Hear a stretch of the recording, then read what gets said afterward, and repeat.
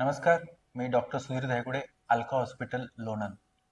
बऱ्याचशा पेशंटला पित्ताचा त्रास असतो, ज्याच्यामध्ये पोटात दुखणे, जळजळ होणे, जेवल्यानंतर पोट फुगल्यासारखे वाटणे, आंबट ढेकरा येणे यासारख्या समस्या जाणवतात. तर या समस्यांचं निदान जर का आपण केलं तर त्याचा पूर्णपणे आपण उपचार करू शकतो. जर का तुम्ही निदान न करता मेडिकलमधून किंवा बाकीच्या डॉक्टरांनी पित्ताच्या गोळ्या खाल्ल्या तर कदाचित तुम्हाला तात्पुरता फरक वाटेल, पण हा त्रास पुन्हा पुन्हा होतो.